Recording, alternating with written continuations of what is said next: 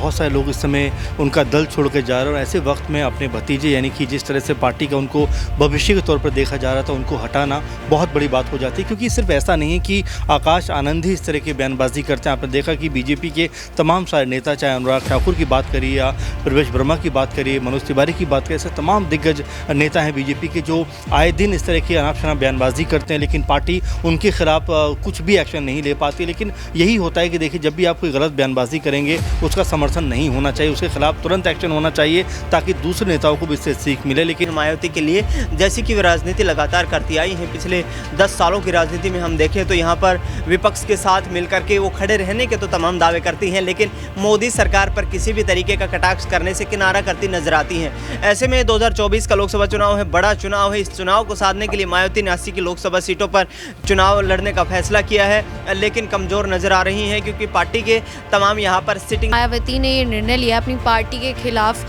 कहीं ना कहीं उन्होंने आकाश आनंद को बिल्कुल साइड कर दिया है। कहीं ना कहीं सवाल ये खड़े किए जा रहे थे कि आकाश आनंद जिस प्रकार से विपक्षी पार्टियों को लेकर अपने बयान दे रहे थे, भाषण दे रहे थे, वो कहीं ना कहीं उनके लिए खुद की ही मुश्किलें बन रहे थे। तो ऐसे में क्या अब बहुजन समाज पार्टी की सुप्रीमो मायावती आजाद समाज पार्टी के राष्ट्रीय अध्यक्ष चंद्रशेखर आजाद की तरफ रुख करना चाहेंगी? क्या वाकई में अब एक गठबंधन होता हुआ नजर आएगा उत्तर प्रदेश की सियासत में इन लोकसभा चुनाव के दौरान या नहीं?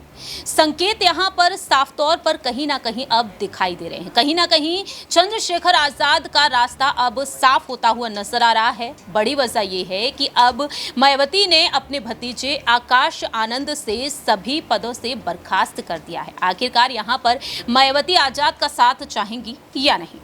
नमस्कार, नेक्स्ट 9 न्यूज़ देख रहे हैं आप। मैं हूं आपके साथ प्रांशु राठौर। स्वागत है आपका हमारे खास प्रोग्राम में। उत्तर प्रदेश में इस वक्त 80 लोकसभा सीटों को लेकर बीजेपी की तरफ से दावे किए जा रहे हैं कि वह इन सीटों पर जीत हासिल करेगी। 400 का पार आंकड़ा रखा है भारतीय जनता पार्टी ने इस बार। लेकिन क्या बहुजन समाज पार्टी यहां पर सेंधमारी करने में कामयाब हो पाएगी या नहीं? सबसे पहले आपको जानकारी दे दें कि सपा और कांग्रेस का गठबंधन उत्तर प्रदेश में है, लेकिन मायावती अकेले ही अलग राह पर चल रही हैं और ऐसे में चंद्रशेखर आजाद बार बार संकेत देते हुए नजर आए हैं कि कभी ना कभी तो पार्टी की कमान वह मुझे सौंपेंगी, कभी तो बहन जी संपर्क करेंगी। देखना यही होगा क्या अब वो वक्त आ चुका है। दरअसल आपको बता दें कि बीती देर रात मंगलवार की रात मायावती ने सोशल मीडिया पर पोस्ट साझा किया। उन्होंने आकाश आनंद को लेकर ये ऐलान कर दिया कि वह अब नेशनल कोऑर्डिनेटर पद से और उत्तराधिकारी पद से आकाश आनंद को फिलहाल के लिए हटा रही हैं क्योंकि अभी उनमें वो मैच्योरिटी नहीं है। दरअसल यहां पर मायावती ने आकाश आनंद को इस बड़ी वजह से हटा दिया कि जिस तरह से वह विपक्षी दलों पर हमला बोलते हुए नजर आए। मोदी सरकार, योगी सरकार के साथ साथ समाजवादी पार्टी को उन्होंने लपेटे में ले लिया। सबसे पहले आकाश आनंद का वो भाषण आपको सुना देते हैं, देखिए जरा। पिछले 10 सालों में इन्होंने सरकारी स्कूलों की इतनी हालत खराब कर दी है, बदतर कर दी है कि आज अगर सरकारी स्कूल के बच्चे को आप गुणा भाग करने को कहो तो 8वीं कक्षा के बच्चे गुणा भाग नहीं कर पाते। और ये मैं नहीं कह रहा, ये इनकी सरकारी सर्वे बोल रहे हैं। अगर आप उनसे पूछो अंग्रेजी में 4 सेंटेंस बोल दो बच्चे, तो वो सेंटेंस अंग्रेजी में सवाल जवाब नहीं कर सकते। वो समझ नहीं पाते कि सामने वाला अंग्रेजी में बोल क्या रहा है। साथियों, अगर शिक्षा के और नाम पर आपने ये खिलवाड़ किया है तो आप बताइए क्या इन लोगों को वोट बनता है कि नहीं? वोट नहीं बनता तो क्या बनता है? जूता, चप्पल या लाठी?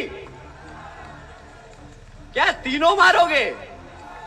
तीनों मारोगे? ठीक है साथियों, तो एक एक जोड़ी चप्पल निकाल लीजिए, एक एक लाठी निकाल लीजिए और एक एक जूता निकाल लीजिए। वोट मांगने आए उसी हिसाब से उसे वोट, चप्पल, जूता और डंडा मार मार के उसको बता देना कि जो तुम लोगों ने हमारे से शिक्षा छीनी है उसके बदले तुम्हें वोट नहीं, ये डंडा मिलेगा। साथियों, शिक्षा के नाम पर इनसे जब सवाल करोगे तो ये आपको डिजिटल इंडिया की बात बताएंगे कि हमने डिजिटल इंडिया बनाया है, चलाता है। साथियों, इन सरकारों ने भाजपा की सरकार बुलडोजर की सरकार नहीं, यह आतंकवादियों की सरकार है। अपनी आवाम को गुलाम बनाकर रखा है। ऐसी सरकार का समय आ गया है अब खत्म होने का। और यहाँ पर बहुजन समाज पार्टी की सरकार बनाकर, बहन जी को प्रधानमंत्री बनाकर यहाँ पे उत्तर प्रदेश में बहुजन समाज पार्टी का राज कायम करने का।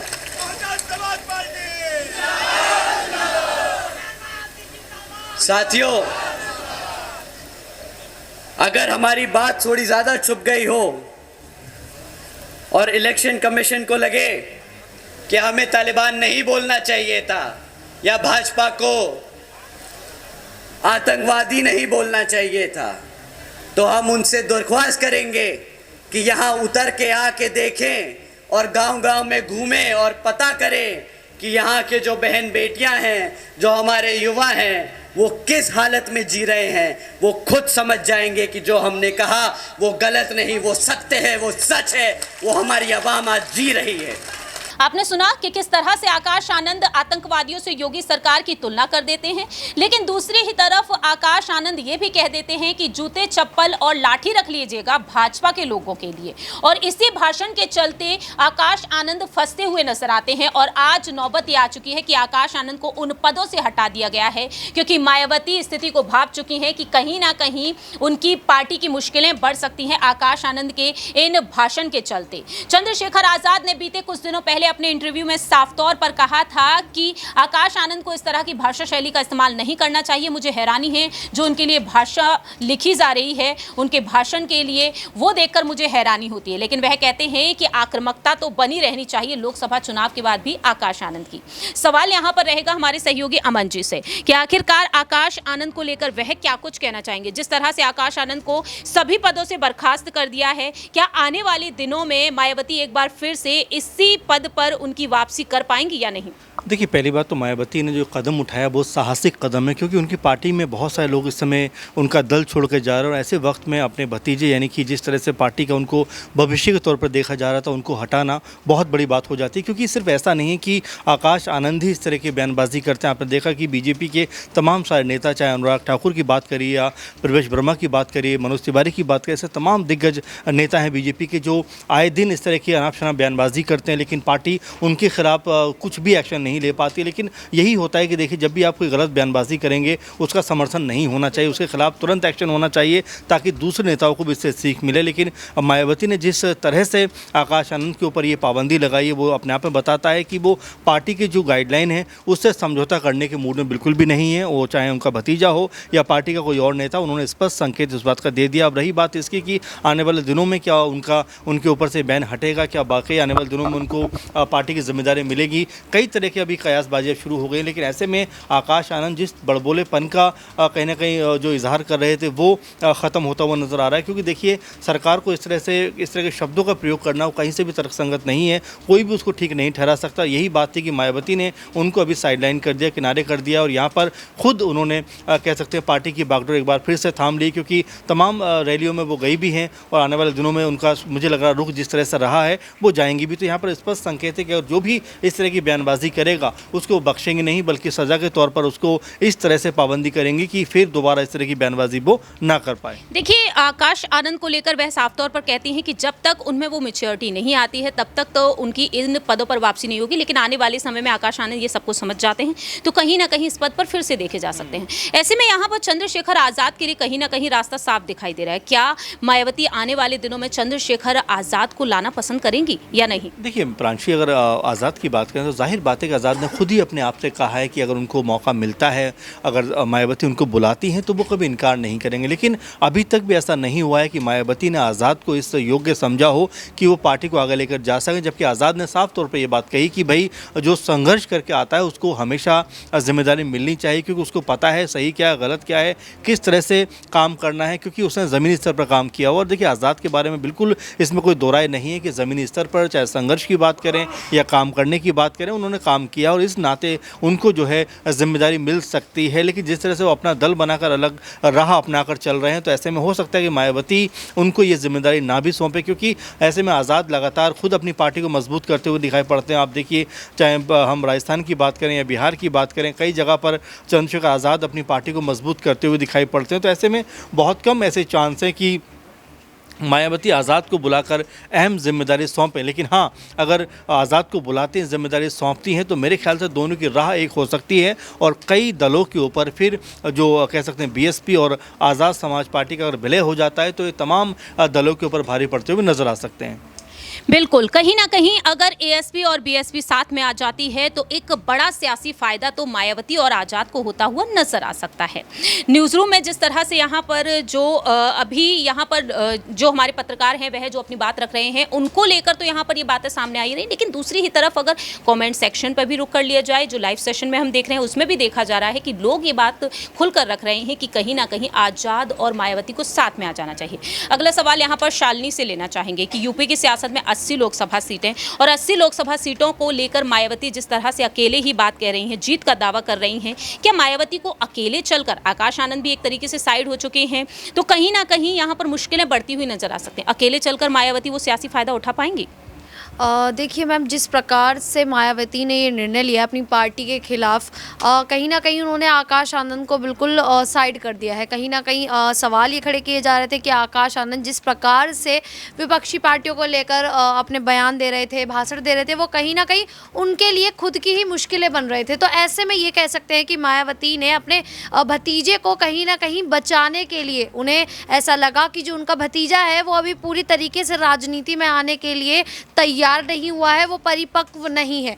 जिस प्रकार से उन्होंने ये निर्णय लिया और कहीं ना कहीं उन्होंने आकाश आनंद को साइड कर दिया, तो कहीं ना कहीं वो अपने भतीजे को बचाना चाह रही थी, क्योंकि लगातार उन पर एफआईआर दर्ज की जा रही थी। विपक्षी पार्टियां अगर बात करें बीजेपी सरकार को लेकर, तो उन्होंने उन्हें आतंकवादी बता दिया। अब इस तरीके के अगर वो बयान देते हैं तो उनके खिलाफ एफआईआर दर्ज की गई। तो ऐसे में अपने भतीजे को उन्होंने बचाने के लिए कहीं ना कहीं इन 2 पदों से उन्होंने साइड कर दिया है। अब बात करें मायावती की, तो जिस प्रकार से वो राजनीति में है और लगातार अकेले ही चलने का लगातार ये कह रही हैं कि मैं किसी के गठबंधन में शामिल नहीं होंगी, वो ना ही इंडिया गठबंधन में है ना ही एनडीए गठबंधन में है। तो ऐसे में कह सकते हैं कि ये दोनों ही गठबंधन कहीं ना कहीं मायावती को एक भारी टक्कर देंगे और मायावती इससे ऐसा है कि मायावती को हार का सामना करना पड़ सकता है, क्योंकि मायावती अकेले का जो नारा है वो दे तो रही हैं, लेकिन अब जो चुनाव चल रहा है इसमें हर कोई पार्टी किसी ना किसी के साथ जाकर समर्थन में ही चुनाव लड़ने पर ज़्यादा फोकस कर रही है, क्योंकि उन्हें ऐसा लग रहा है कि शायद वो अकेले जीत हासिल ना कर पाए। तो ऐसे में अगर मायावती अकेले चुनाव लड़ने का जो निर्णय लिया है वो उनके लिए ही मुश्किलें खड़ी कर सकता है। बिल्कुल, मायावती की मुश्किलें कई हद तक तो बढ़ती हुई नजर आ रही है। ना सिर्फ यूपी बल्कि मायावती ने अन्य राज्यों की तरफ भी रुख किया है। बिहार की 5 सीटों पर चंद्रशेखर आजाद ने अपने प्रत्याशी को उतारा, तो वहीं मायावती भी बिहार में खेल करती हुई नजर आ रही हैं। उन्होंने भी अपने प्रत्याशी को उतार रखा। तीसरे चरण के जो मतदान हुए और इन तीसरे चरण के मतदान में बिहार की 5 सीटों पर मतदान हुए हैं और ऐसे में मायावती ने इन 5 ही सीटों पर अपने उम्मीदवारों को उतार रखा। सवाल यहाँ पर दिनेश से लेना चाहेंगे, बिहार से लेकर यूपी तक और राजस्थान, मध्य प्रदेश में भी चंद्रशेखर आजाद की पार्टी एक्टिव हो चुकी है, क्योंकि आजाद ने भी अपने 5 प्रत्याशियों को उतार रखा है। ऐसे में मायावती को क्या वाकई में जरूरत पड़ सकती है? बिहार हो चाहे उत्तर प्रदेश हो, दलित वोट बैंक को साधने में आखिरकार मायावती पहल करती हुई नजर आएंगी या नहीं? अब देखिए प्रांशी, अब इसकी संभावनाएं बढ़ गई हैं, क्योंकि आकाश आनंद उन पैरामीटर्स पर कहीं ना कहीं खरे उतरते नजर नहीं आ रहे हैं मायावती के लिए, जैसी कि वे राजनीति लगातार करती आई हैं। पिछले 10 सालों की राजनीति में हम देखें तो यहाँ पर विपक्ष के साथ मिलकर के वो खड़े रहने के तो तमाम दावे करती हैं, लेकिन मोदी सरकार पर किसी भी तरीके का कटाक्ष करने से किनारा करती नजर आती हैं। ऐसे में 2024 का लोकसभा चुनाव है, बड़ा चुनाव है। इस चुनाव को साधने के लिए मायावती ने 80 की लोकसभा सीटों पर चुनाव लड़ने का फैसला किया है, लेकिन कमज़ोर नजर आ रही हैं, क्योंकि पार्टी के तमाम यहाँ पर सिटिंग सांसद जो हैं दूसरे दलों में जा चुके हैं। ऐसे में मायावती ने जिस तरीके से पूर्वांचल की राजनीति को साधने के लिए यहाँ पर स्वामी प्रसाद मौर्य का कार्ड खेला है, तो दूसरी तरफ चंद्रशेखर आजाद को लेकर भी अब कोई बड़ा ऐलान कर सकती हैं। हो सकता है कि बाकी उत्तर प्रदेश में जो बची हुई सीटें हैं वहाँ पर चंद्रशेखर आजाद को साथ ले जाकर के यहाँ पर चुनावी रणनीति तैयार करते नजर आए। जिस तरीके का यहाँ माहौल देखने को मिल रहा है, मायावती के लिए मुश्किलें हैं, लेकिन आगामी वक्त में गठबंधन यहाँ पर बन सकता है और गठबंधन पर सहमति भी बनती हुई नजर आ सकती है।